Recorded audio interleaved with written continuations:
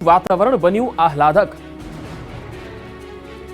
ધરતી પરનું બીજું સ્વર્ગ એટલે સાપુતારા, જ્યાં હાલ ચોમાસાના કારણે પ્રકૃતિ ચારે બાજુ ખીલી ઉઠી છે। સાપુતારાનો નજારો આહલાદક બન્યો છે, જાણે વાદળો સાપુતારાના પર્વતો સાથે વાતો કરતા હોય તેવો નજારો જોવા મળી રહ્યો છે। વાદળો નીચે આવી જતા ચારે બાજુ સફેદી છવાઈ છે। હાલ મોસમ ખુશનુમા બનતા મોટી સંખ્યામાં પ્રવાસીઓ ઉમટી પડ્યા છે।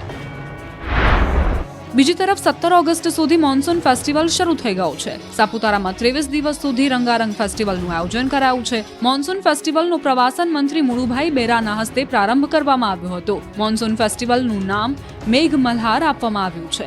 ત્યારે આ ફેસ્ટિવલની શરૂઆત વ્હાઇટ ફેધર સર્કલ ખાતેથી લીલી ઝંડી આપી રેલીનું પ્રસ્થાન કરાવાયું હતું, જેમાં અલગ અલગ 13 જેટલા રાજ્યોના 350થી વધુ સાંસ્કૃતિક કાર્યક્રમની ઝાંખીનું પ્રદર્શન જોવા મળ્યું હતું।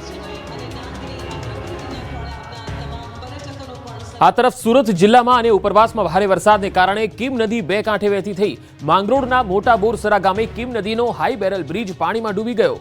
કીમ નદીથી 20 ફૂટની ઊંચાઈ પર બ્રિજ બાંધવામાં આવ્યો છે। કીમ નદીમાં ભારે પાણીની આવક થતા ખેડૂતો ખુશખુશાલ થયા। પાણી જોવા સ્થાનિકો નદી કાંઠે પહોંચ્યા। દમણનો દરિયો બન્યો તોફાની, 20 ફૂટ ઊંચા મોજા ઉછળ્યા। રાજ્યના પડોશમાં આવેલા દમણમાં પણ વરસાદી માહોલ જોવા મળ્યો છે। સાથે જ આજે દમણનો દરિયો ગાંડોતુર બન્યો। દરિયામાં બીજની મોટી ભરતી આવી હતી, જેથી દરિયાદેવ લાલ ગુમ થઈ ગયા। જાણે ગુસ્સામાં હોય તે રીતે દરિયામાં ઊંચા ઊંચા મોજા ઉછળ્યા। દરિયો એવો તોફાને ચડ્યો હતો કે દરિયામાં મોજા 15 થી 20 ફૂટ ઊંચા ઉછળીને દરિયાકાંઠાના ગેટ પર પહોંચી ગયા હતા। દરિયાનું પાણી રોડ પર ફરી વળ્યું હતું। દમણના દરિયા કિનારે પ્રચંડ મોજાઓની વચ્ચે પણ કેટલાક પર્યટકો જોખમી અંતરે જોવા મળ્યા હતા।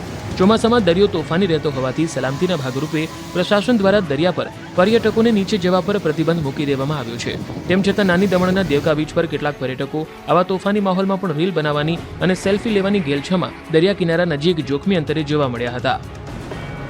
આણંદમાં કોંગ્રેસની 3 દિવસીય શિબિરનો રાહુલ ગાંધીએ કરાવ્યો પ્રારંભ। કાર્યકર્તાઓનો વધાર્યો જુસ્સો। નવનિયુક્ત જિલ્લા કોંગ્રેસ પ્રમુખને જીતનો મંત્ર આપવા માટે રાહુલ ગાંધી ગુજરાત પહોંચી ગયા। આણંદમાં આયોજિત 3 દિવસની શિબિરનું તેમણે ઉદ્ઘાટન કર્યું। અહીં રાહુલ ગાંધીએ નવનિયુક્ત પ્રમુખો સાથે સંવાદ કરીને જુસ્સો વધાર્યો। આગામી રણનીતિ અંગે ચર્ચા કરવામાં આવી। 28 જુલાઈ સુધી ચાલનાર પ્રશિક્ષણ શિબિરમાં નવનિયુક્ત જિલ્લા પ્રમુખો સાથે દિગ્ગજ કોંગ્રેસ નેતા ઉપસ્થિત રહ્યા। રાહુલ ગાંધીએ શિબિરમાં નવનિયુક્ત જિલ્લા પ્રમુખોને માર્ગદર્શન પૂરું પાડ્યું। 3 દિવસમાં જિલ્લા પ્રમુખોને બૂથ મેનેજમેન્ટ, મીડિયા અને સોશિયલ મીડિયા, સ્થાનિક સ્વરાજ્યની રાજનીતિના પાઠ ભણાવાશે।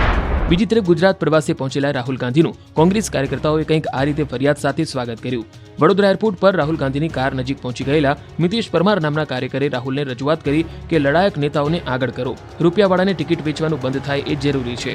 મિતેશના દાવા પ્રમાણે આ સાંભળીને રાહુલ ગાંધીએ કહ્યું કે હું તમને મળવા બોલાવીશ, જેના માટે રાહુલ ગાંધીએ તેમના નંબર અને કાર્ડ પણ લીધું હતું। બીજી તરફ આણંદમાં ગંભીરા બ્રિજના મૃતકોના પરિવારજનો રાહુલ ગાંધીને મળવા પહોંચ્યા હતા। પાર્ટી પ્લોટમાં રાહુલ ગાંધીના કાર્યક્રમમાં પહોંચ્યા, પરંતુ પોલીસે પીડિતોને રાહુલ ગાંધીને મળતા અટકાવ્યા। પાસ ન હોવાથી અંદર જતા અટકાવાયા। જો કે પશુપાલકો સાથે સંવાદ કાર્યક્રમ પૂરો કરી રાહુલ ગાંધી મૃતકોના પરિવારજનોને મળ્યા હતા। પાવી જેતપુરના લોકો નદીમાંથી જોખમી રીતે પસાર થવા મજબૂર। નદીમાં પાણીનો ધસમસતો પ્રવાહ વહી રહ્યો છે, જેની વચ્ચેથી એક બાદ એક બાઇક ચાલકો જીવના જોખમે પસાર થઈ રહ્યા છે। નદીના પટમાં કેટલાકની બાઇક બંધ પડી તો કેટલાકની રેતીમાં ફસાઈ ગઈ। એક ટ્રેક્ટર તો એવું ફસાયું કે કોઈ અશ્વની જેમ આગળથી ઊંચું થઈ ગયું। જોખમી રીતે નદી પાર કરતા લોકો છે પાવી જેતપુરના। ભારજ નદી પરનો બ્રિજ 2 વર્ષથી તૂટી ગયો છે, જેના કારણે લોકોને 1 કિલોમીટરના સ્થળે 40 કિલોમીટરનો મોટો ચક્કર લગાવવો પડે છે। પરિણામે અનેક રાહદારીઓ શોર્ટકટ અપનાવી નદીના ધસમસતા વહેણમાંથી જીવના જોખમે પસાર થઈ રહ્યા છે। કેટલાક લોકો પગપાળા તો કેટલાક બાઇક લઈને પાણીમાં ઉતરી જાય છે। વૈકલ્પિક ડાયવર્ઝન પણ 2 વખત તૂટી ગયું છે, જેથી દરરોજ આ જ રીતે લોકો જીવને જોખમમાં મૂકીને પસાર થાય છે। તેથી સ્થાનિકો યોગ્ય અને કાયમી ઉકેલ કાઢવા માંગ કરી રહ્યા છે। જંબુસરમાં ખાતરની તંગીથી ખેડૂતો પરેશાન। જંબુસરમાં ચોમાસાની શરૂઆત સાથે ખેડૂતોએ વાવેતર તો કરી દીધું, પરંતુ હવે તેઓ ખાતરની અછતનો સામનો કરી રહ્યા છે। આ વિસ્તારના હજારો એકર જમીન માટે ફક્ત 1000 ગુણ જેટલો ખાતરનો સ્ટોક ઉપલબ્ધ હોવાથી ખેડૂતો પરેશાન થઈ રહ્યા છે। દરરોજ ખાતર ડેપો ખાતે લાઈન લગાવે છે। સવારથી કામધંધા મૂકી લાઈનમાં ઊભા રહે છે, પણ જ્યારે વારો આવે ત્યારે જરૂરિયાત મુજબનું ખાતર મળતું નથી।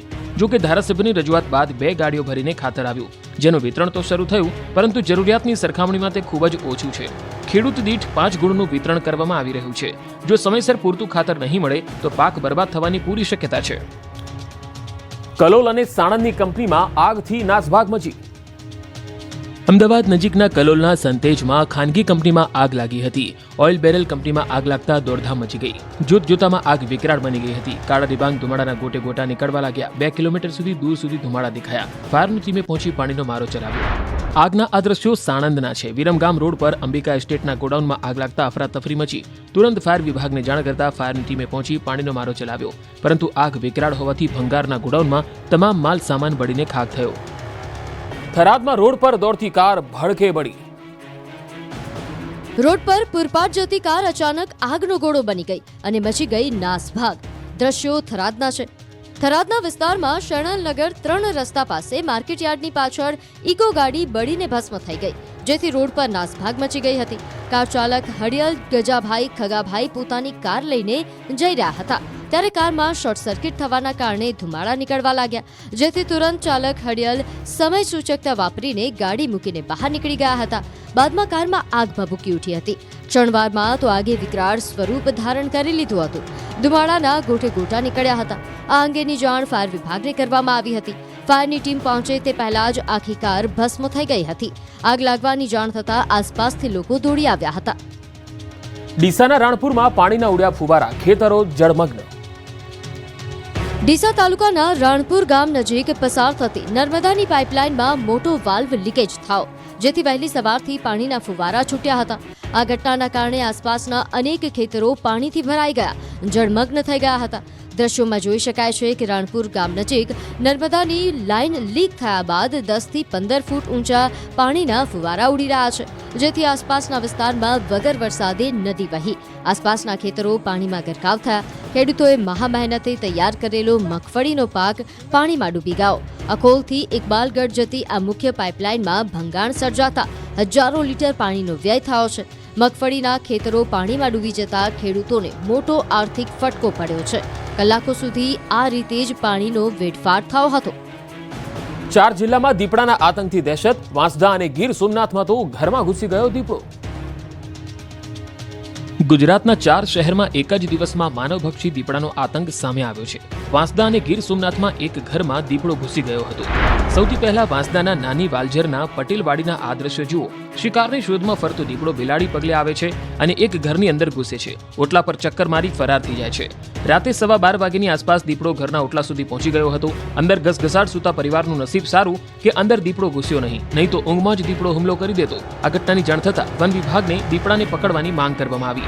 તો વલસાડ જિલ્લામાં વધુ એક વખત રહેણાંક વિસ્તાર નજીક દીપડો દેખાયો. આ વખતે ધરમપુરના રહેણાંક વિસ્તારમાં એક દીપડો રસ્તા પર આંટા મારતો દેખાયો. રણછોડજી નગર મુખ્ય રસ્તા પર લટાર મારતા દીપડાના દ્રશ્યો સીસીટીવી કેમેરામાં કેદ થયા છે.